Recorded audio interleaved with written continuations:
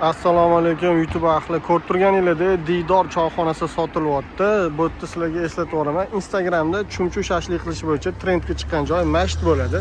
10 sotuv, fasad 22 metr ekan. Joylashgan joyi yangi yo'lda joylashgan. Ikkinchi maktabni hamma yaxshi biladi. Asosiy yo'l, qatnov qismi yaxshi, mashina ko'p o'tar ekan. Bu yoqdan bo'lsa, asosiy yangi yo'l shaharga chiqib ketamiz. Postgai joylashgan joyi kirpichniy sentr desa hammamiz yaxshi bilar ekan. Yangi yo'l aholisi hozir ichkarilarni ko'ramiz. Hamma ashqal-dashqal bilan sotilyapti. Choyxonaga kiraverish qismi ko'rg'oslar, kiraverishdan oldin tashqarini ko'rsataman. 10 ta 15 ta mashina bemalol sig'adi. Shashlichning hamma narsasi qolar ekan. Ko'rinib turgan videoga tushgan hamma narsasi qoladi. Tayyor biznes. Xo'sh, hovliga kiraverishda mana jivoy baliqlarga akvariumni olib kelishdi. Sezon boshlanyapti. Mana xolodilniklar ham qoladi. Kiraverishlarni qo'l yuvadigan joyimiz.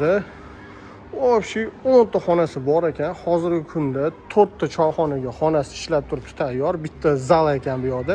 Hozir bu yerda ofis joylashgan. Hozir bitta ko'rsatib chiqaman sizlarga. Yana 4 tasi hozir remont qilishga tayyorlab qo'yishdi. Xonalarni hozir bitta ko'rsatib chiqaman. O'zingizlarning fikringizni yozib qo'yasizlar. Ma'qul bo'ldimi yo'qmi? Narxini aytamiz albatta oxirida. Videoni oxirigacha ko'rib, like bosishdan chiqmasin. Xo'sh, xonamiz eng katta xonamiz shunaqa holatda tayyor.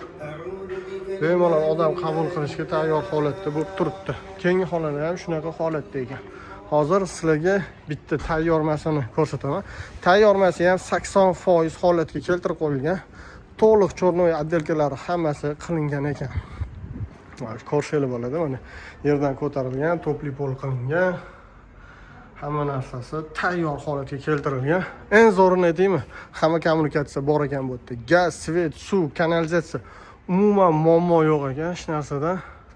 Xo'sh, bu yerdagi xonalarni ko'rsatadigan bo'lsam, umumiy hojatxona ekan. Shashlichiga xona bergan ekanlar. Mayli, bu yerda ham ko'rib chiqamiz. Xolodilnik, мясорубка tayyor holatda shashlik qilishga hamma narsa sharoit qilib qo'yishgan ekan. Xo'sh, endi oshxonaga o'tamiz. Oshxona ham tayyor holatga keltirilgan. Ichidagi hamma jihozlar qoladi. Hozirgi kunda oyiga 100 million, 150 million so'mda bo'lib turgan joy. Oshxonasini ko'ryapsizlar.